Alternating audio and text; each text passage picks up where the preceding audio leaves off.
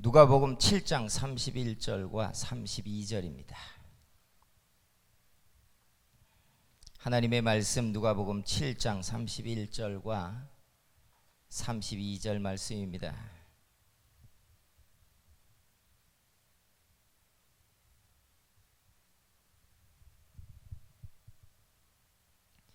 말씀을 봉독해 드립니다.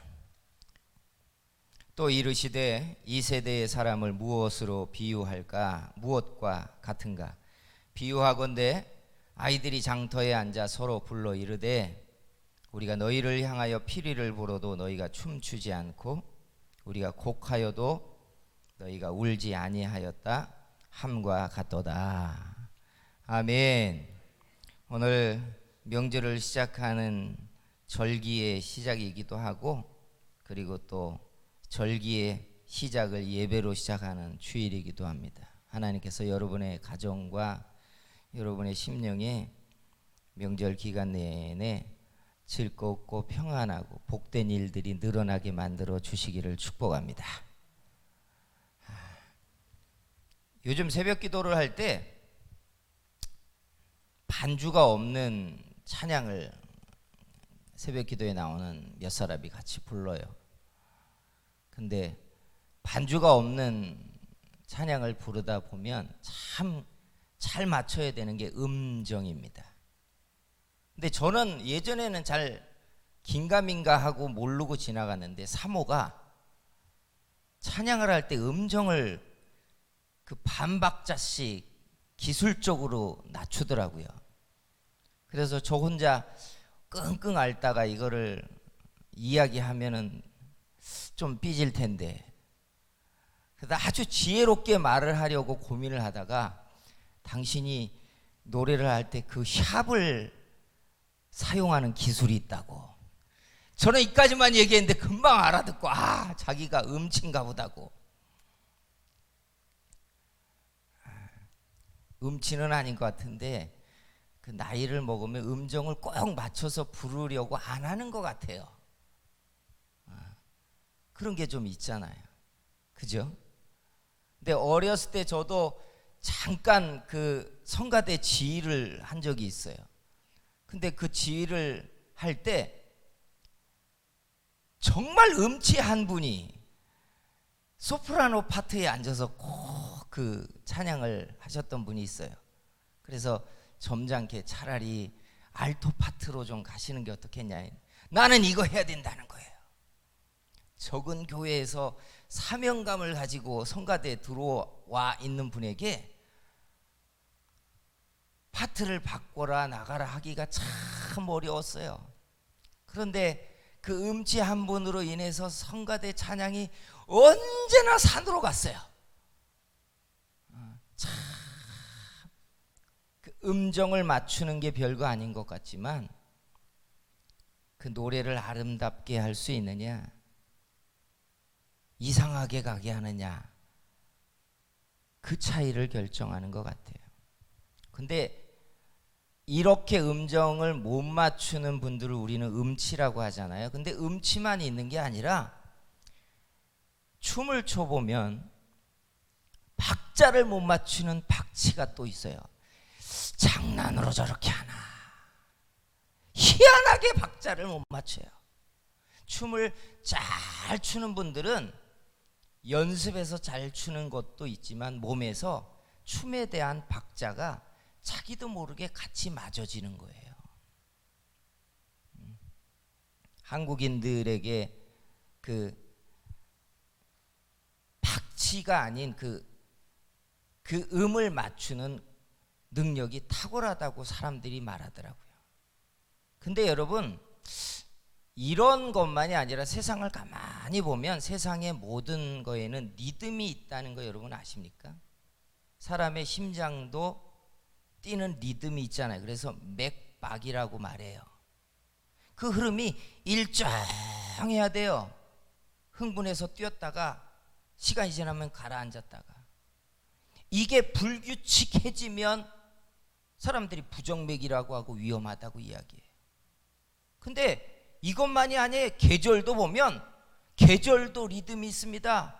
태풍이 오고 바람이 부는 것도 일정한 패턴의 리듬이 만들어져 가고 있어요. 인생도 들여다보면 언제나 흥하지 않아요. 올라가는 시즌이 있고 그 시즌이 이어지는 시간들이 있고 그 시간들이 있는가 하면 내려가는 날들도 있어요. 그래서 사람들은 흥망성쇠가 잠깐이라고 말했어요. 언제나 올라갈 줄 알고 거만해지는 거예요. 그러다가 내려가기 시작하면 인생이 허무해진대요. 오죽하면 권불 10년이라고 하겠어요.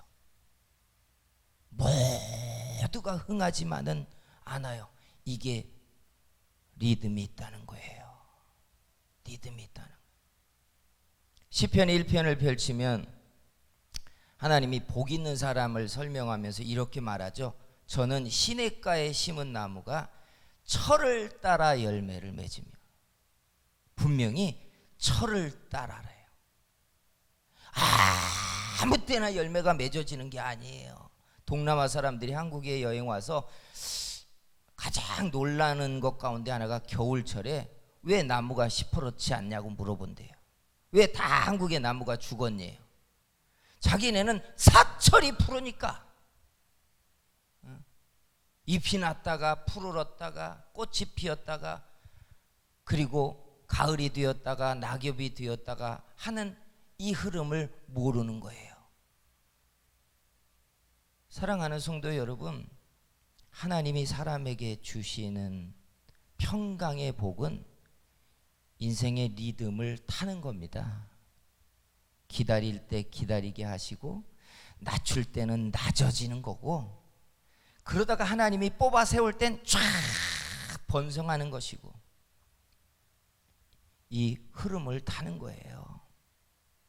그래서 하나님의 평강은 언제나 잘 되니까 평안해지는 게 아니에요. 흐름을 타니까 편안해지는 거예요. 사람들이 요즘 서핑을 많이 하잖아요. 그죠? 널판지 같은 거 가지고 파도를 타는 서핑을 하는데, 서핑을 하면 처음에 생기는 희열이 그거래요. 파도를 보기만 했는데 수영을 하면서 파도가 덮으면 그저 물속으로 들어가는 걸로만 파도를 만났는데, 서핑을 해보니까 파도를 탄다는 거예요. 그 높은 파도 위를 내가 올라가는 희열을 맛본다는 거예요. 사랑하는 성도 여러분, 그래서 정작 노래에 음을 못 맞추거나 춤을 못 맞추는 음치 박치가 문제가 아니라, 인생이요, 이런 흐름을 못하는 게 실은 더 큰 문제입니다. 시절을 쫓아서 살지 못하는 엇박자처럼 인생이 되기 시작하면 참 힘들어져요. 왜 사람들이 저 사람은 운도 좋아 이렇게 말하겠어요? 우리는 운이라고 말하지만 풀어서 이야기하자면 그는 세상에 흐르는 그 흐름의 리듬의 박자를 타고 있는 거예요. 그래서 이 복이 있어야 합니다. 기다릴 땐 기다리게 하는 게 복이고, 낮아질 땐 낮아지는 게 복입니다. 은혜를 받아야 될 땐 은혜를 받는 거고, 연단을 당할 땐 연단이 되는 게 복인 줄 믿습니다. 그래야 세워지고 일어나죠. 코로나가 일으킨 팬데믹 때문에 우리가 살았던 기존 판이 막 바뀌고 있잖아요. 그런데 하나님이 이 판을 바꾸면 새로운 질서를 만들어가는 게 그 다음에 있습니다. 누군가는 쓰러지고 누군가는 묻히겠지만, 누군가는 새로운 파도를 타고 서핑을 하는 사람들이 올라오듯 올라오는 사람들이 일어날 거란 얘기예요. 그래서 인생이 엇박자가 되지 않았으면 좋겠어요. 주님이 저와 여러분에게 은혜 주시면 주께서 인생의 흥망성쇠의 흐름이 일어날 때 그 때를 타는, 그 신호를 붙잡는 그런 성도교회와 여러분이 되기를 주의 이름으로 축복합니다. 근데 살아보면 이게 안 될 때가 많아요. 저도 제 인생을 뒤돌아보면 내가 하나님의 흐름을 얼마나 정직하게 잘 타왔나. 제가 신앙생활을 시작한 어린 시절을 빼고 은혜를 받았던 20살 때부터 19살 때 후 20살 때부터 시간을 가만히 보면 저도 하나님의 신호의 흐름들을 다 타지 못했어요. 제가 후하게 점수를 줘도 70% 정도일 것 같더라고요. 나도 참 내 고집대로 거역하면서 하나님이 리듬을 타게 할 때 엎드릴 때 일어나려고 하고, 일어나 깃발을 들라고 할 때는 주저하다가 놓치고, 스톱할 때 스톱하지 않고 뛰쳐나가고, 그래서 안 맞아도 되는 시험 맞아버리고 안 당해도 되는 환난 당해버리고, 시간이 지나면 남들은 번성할 시기에 그때 찢어진 거 꼬매느라고 고생하고, 나도 그런 시간이 많았구나. 여러분은 어떠세요? 서핑을 하는 사람들이 파도가 없을 때는 팔로 노를 젓고, 파도가 오면 그 파도 위를 올라타고 미끄러지듯 파도와 함께 물 위를 흐르고, 여러분은 잘 하고 계십니까? 주께서 우리들에게 하나님이 만들어 가시는 이 세상의 흐름을 우리들에게 놓치지 않도록 그 신호를 보는 지각을 열어주시기를 주의 이름으로 축복합니다. 그러려면 우리가 조금 분명하게 해야 되는 신호들이 있어요. 적어도 이 흐름을 타려면 파도를 보는 시각처럼 신호들이 뭔가, 도대체 내게 엎드리라고, 도전하라고, 부르짖으라고, 이 파도를 올라타라고, 이 신호들이 도대체 뭘까? 이 신호들을 가리키는 몇 가지 핵심이 있어요. 첫째가 하나님이 저와 여러분의 몸에 주신 첫 번째 신호기가 양심입니다. 양심은 본성에 속하고 본능에 속한 거지만, 놀랍게 이 양심은 옳고 바른 것에 대하여 언제나 사람에게 신호기 역할을 하라고 하나님이 사람에게 주신 첫 번째 신호기예요. 대부분 저와 여러분에게 있는 양심은요, 고와 스톱을, 하나님 앞에 옳고 그른 것에 대한 것을 선택하도록 신호를 주고 있습니다. 양심이 망가져가지고 성경이 말하는 것처럼 양심의 화인 맞은 자가 되기 전까지는 양심은 계속해서 옳고 그른 것을 우리에게 비춰주고 있어요. 근데 이놈의 양심을 뭐가 망가뜨리는 줄 아세요? 양심이 신호를 줄 때마다 언제나 양심의 스위치를 꺼버리는 게 있어요. 그게 바로 욕심과 탐욕입니다. 잘 알듯이 여러분, 야고보서 1장 15절에 너무 유명한 말씀이 있죠. 욕심이 잉태한 즉 죄를 낳고, 죄가 장성한 즉 사망을 낳는 이래요. 양심의 신호가 누구나 할 것 없이 욕심에 의해서 언제나 신호가 꺼지게 만들어요. 그러면서 마귀가 얼마나 양심의 자유를 가져다 주는 메시지를 주는 줄 아십니까? 괜찮어, 다 그러고 살아, 그 정도는 괜찮아, 이러고 우리들에게 양심이 주는 신호에 꺼리지 말라고 자유를 갖다 줘버려요. 그런데요, 작은 것에 양심의 신호를 꺼버리는 것 때문에 생기는 문제보다 더 큰 것은 우리가 신호를 잃어버리기 시작하고, 이 신호를 잃어버리는 것 때문에 세상이 하나님의 흐름 속에 움직여가는 박자를 자꾸 놓치게 된다는 거예요. 이게 더 중요한 문제예요. 결국 내가 박자를 못 맞추는 거예요. 박자, 왼발, 남자들은 군대 가면 제일 먼저 하는 게 그런 거잖아요. 왼발. 무슨 말인 줄 아세요? 제식훈련을 하고 100명, 200명, 500명씩 광장에 서가지고 똑같은 구령에 맞춰서 왼발하면 왼발이 100명이면 100명이 똑같이 왼발이 나가야 되는데 이게 안 맞는 사람이 꼭 있어요. 이게 안 맞는 사람이 있어요. 그러면 빠져서 나중엔 사무실로 가는 거예요. 걔는.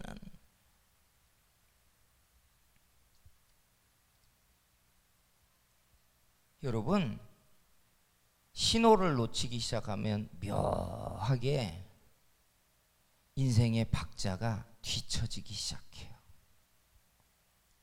두 번째 신호기가 있어요. 그게 뭐냐면 순종에 대한 본능이에요. 참 이게 현대사회에서는 묘하게 불편한 이야기가 순종이라는 이야기입니다. 근데 성경은 순종은 범사에 하나님의 복이 되는 것이라고 말해요. 우리는 우리 본성에 하나님이 자기의 권위와 머리에게 순종하라고 샛머리 앞에 일어나라고 순종을 본성 속에 심어놔 버렸어요. 본성 속에. 근데 갈수록 이 순종이 사람들을 불편하게 해요. 왜죠? 순종을 불편하게 하는 가장 커다란 이유는 이거예요. 순종하는 사람을 누군가가 이용해 먹거나 순종이 도리어 불편해지게 만들어 놓는 누군가의 무질서함과 과용의 권위 때문에 사람들은 순종하면 미련한 거라고 인식하도록 사람들에게 만들어 줘버렸어요. 그런데도 불구하고 왜 하나님은 본성 속에 순종을 집어넣어 놓았는가? 순종은요, 하나님이 만든 창조 세계의 모든 하나님의 은총과 복이 머리를 통하여 흘러내려가도록 만든 질서 때문에 그렇습니다. 이게 창조 구조예요. 교회의 머리는 누구래요? 그리스도래요. 그리스도의 머리는 누구래요? 하나님이래요. 근데 이게 무너지면 하나님의 은혜가 흘러내리는 질서가 깨지기 시작해요. 사람의 몸은 저와 여러분이 느끼기도 전에 0.06초 만에 머리의 지시를 몸이 받는답니다. 보는 것과 만지는 것과 듣는 것에 대하여 감각이 머리의 신호를 딱 받자마자 머리는 그 다음에 우리의 위에게, 우리의 침샘에게, 우리의 손에게, 우리의 눈꺼풀에게, 우리의 발에게, 우리의 몸뚱아리에게 0.06초 만에 어떻게 반응하라고 신호를 보내고 우리는 그것에 대하여 본능적으로 느끼든 못 느끼든 간에 우리의 몸은 머리의 지시를 순종해요. 그러니까 우리의 몸은 머리라고 하는 컨트롤 타워에 의하여서 느끼든 못 느끼든 완벽하게 우리의 몸은 순종하며 살고 있는 겁니다. 아무도 머리 따로 몸 따로는 없어요. 사람은 머리와 몸이 한 덩어리예요. 그냥 한 덩어리라고요. 그런데 생각해 보세요. 만약에 우리가 자기 머리가 내리는 본능적인 지시에 대하여 손과 발이 거역하고 따로 논다고 생각해 보세요. 참 힘든 이야기잖아요. 성경은 교회와 예수 그리스도가 이렇게 머리와 몸처럼 본능적으로 하나래요. 그리스도와 하나님이 본성적으로 하나인 것처럼 이렇게 순종을 통하여 거역으로 망가진 성도가 연합을 하면 이렇게 한 덩어리가 된대요. 이게 신비라고 말해요. 에베소서에 보면 교회가 그리스도의 신비가 된 것이, 몸이 된 것이 신비고 이것이 하나님의 축복과 번성의 비밀이래요. 이렇게 말해놓고 가장 힘들게 우리들에게 세상에 나가서 남편과 아내가 된 다음에 아내가 남편에게 그리스도가 하나님께, 교회가 그리스도에게 순종하듯 순종하래요. 이야, 이렇게 얘기하면 저희 딸부터 반박해요. 같이 사는 거지 무슨 순종이야. 맞아요. 같이 사는 거예요. 그러나 이 가치가 하나님의 창조 질서 때문에 순종하는 겁니다. 미련하고 어리석은 누군가가 순종하는 사람을 이용해 먹더라도 하나님의 말씀에 다스려지는 우리는 순종을 통하여 우리가 스스로 거역하는 기질을 익히지 않게 되기를 축복합니다. 근데 마귀가 왜요? 라고 하는 걸 사람에게 심었습니다. 왜요? 그 다음에 왜요 다음에 뭐가 나오는지 아세요? 아니요 라고 말하고 아니요 다음에 싫어요 라고 말해요. 싫어요 라고 말해요. 나는 이번 정부가 잘한 일 참 많다고 생각해요. 근데 굳이 조금 아쉬운 점을 꼽으라면 이런 거예요.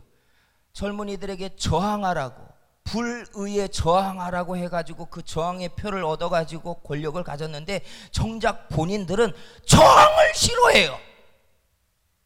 아, 이거 참 아쉽네. 본인들은 저항을 싫어해요. 근데 이걸 목사가 가만히 기도하며 생각해보니까 정작 우리도 다 그러더라고요. 나도요 저항하고 나도 불순종하고 나도 내 맘대로 살면서 나도 나에게 저항하고 불순종하는 걸 나도 싫어하더라고요. 근데 이게 우리들이에요. 이게 우리들이에요. 창세기 3장 18절에 가면 불순종하고 저항하다가 에덴 동산을 쫓겨나는 아담에게 하나님이 벌칙을 주면서 이렇게 말하셨어요. 땅이 네게 가시덤불과 엉겅퀴를 낼 것이래요. 땅이. 너도 거역했지?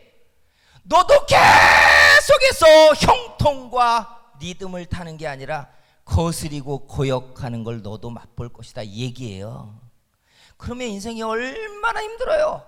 연합해야 힘이 되고 같이 마음을 합해야 역사가 일어나고 기도를 해도 하나님이 역사하시고 같이 밥을 먹어도 행복하고 여행을 해도 즐겁잖아요. 그런데 매사에 부딪힌다면, 매사에 거스려진다면 동으로 갈까? 서로 가지. 저희 가족의 이야기를 안 하려고 하는데 저희 가족 4명이 다 B형이에요. 그래가지고 취향이 확실해요. 언젠가 한번 얘기한 적이 있는데 애들 둘하고 외식을 하러 나가면 선택하는 음식에 타협이란 없어요. 그러면 어떻게 할 것 같아요? 저 강요 안 합니다. 자, 각자 먹고 여기서 모이자. 차라리 이런 선택을 편하게 하려고 푸드코트로 가는 경우가 많아요. 자, 각자 선택해. 근데 가만히 보면 그게 우리들 속에 이미 들어왔어요. 우리는 머리를 존중하고 순종하기보다 내 취향이 우선이에요. 그것까진 좋아요. 거기까지. 그런데 그 기질이 점점 커져서 머리로부터 흘러내려서 내게 임해야 되는 하나님의 축복마저도 잃어버리게 한다는 거예요. 여기에는 마귀의 절묘한 전략이 여기에는 숨겨져 있어요. 골로새서 2장 18절과 19절에 보면 깜짝 놀랄 만한 말씀이 여기에 있어요. 2장 18절과 19절에 보면 아무도 꾸며낸 겸손과 천사 숭배를 이유로 너희를 정죄하지 못하게 하라. 그가 그 본 것에 의지하여 그 육신의 생각을 따라 헛되이 과장하고 19절 머리를 붙들지 아니하는지라. 근데 그 다음 말이 중요해요. 온 몸이 머리로 말미암아 마디와 힘줄로 공급함을 받고 연합하여 하나님이 자라게 하심으로 자라느니라. 이게 하나님의 순리인데 다 팔이 따로 놀고 나 이제 50년 했으니까 끝이야. 어이 머리 그만 지시해. 내가 그만큼 받들어 줬으면 됐지. 그러면 또 옆에서 그래 그러고 살아야지. 아이고 언제까지 그러고 살 거야.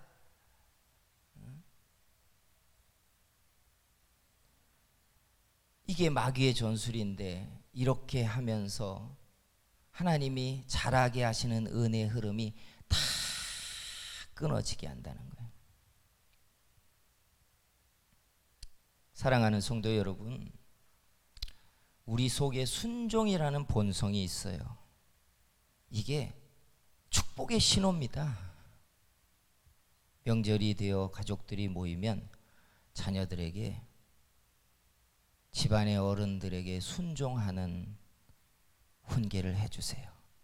어디서 그럼 또 어른들이 그때 꼰대 노릇을 하지 마셔야 돼요.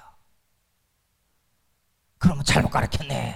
아이고, 주시는 밥 먹고 봉투 드릴 때 가만히 고맙다 그러고 가시지. 그 다음부터 또 안 하려고 그래요. 그러면. 사랑하는 성도 여러분,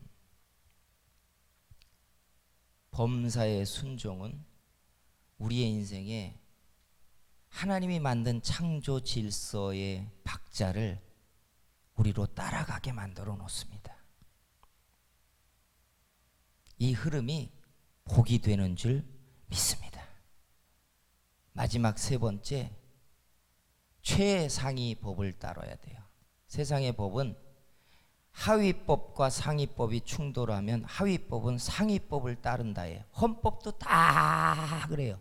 사람들이 가끔 헌법 소원 내는 이유가 노동 현장에서, 직장에서, 개인적으로 자기들이 받는 것에 헌법에 있는 상위법과 충돌하면 헌법 소원을 내는 거예요. 이게 법의 구조예요. 하위법과 상위법이 충돌하면 상위법을 따른다예요. 세상의 최상위 법이 뭡니까? 하나님의 법이잖아요. 근데 우리가 믿음이 적으면 하위법을 지키려고 상위법을 무너뜨려요. 그래서 박자 놓치는 겁니다.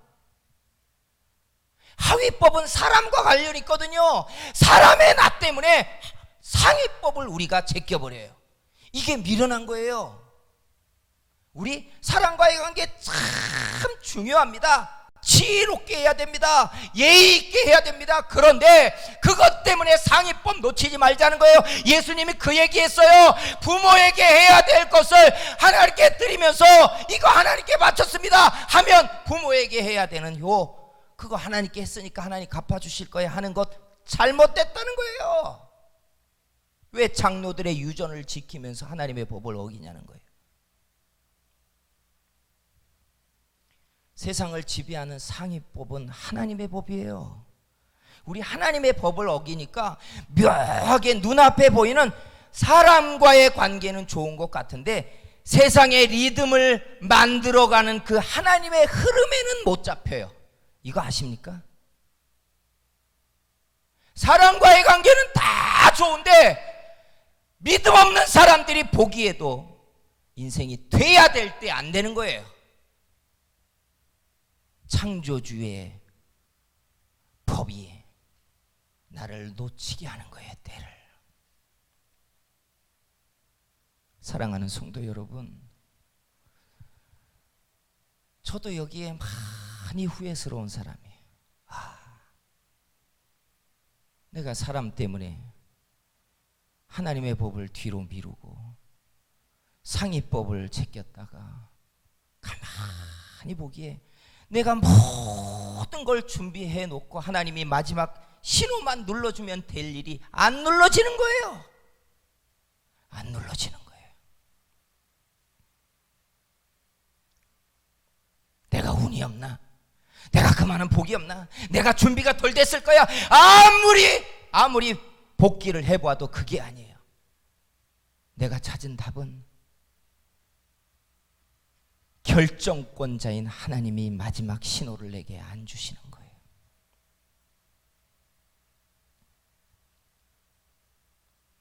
사랑하는 성도 여러분, 우리 인생에 있는 이 흐름을 우리가 놓치지 않는 그런 복이 있는 저와 여러분이 되기를 주의 이름으로 축복합니다. 우리 같이 한번 조용하게 기도할 때, 하나님, 부족하지만 우리에게 지혜를 주시고 우리 마음에 은혜를 주시면 조금씩 이 흐름의 신호를 우리가 타게 해주시고, 엎드려야 될 때, 하나님 앞에 은혜를 받아야 되는 날, 그리고 연단을 받아야 될 때, 일어나 믿음의 도전을 해야 될 때 이 신호들을 우리가 타는 사람들이 되게 해달라고 우리 같이 주여 삼창하고 기도합니다.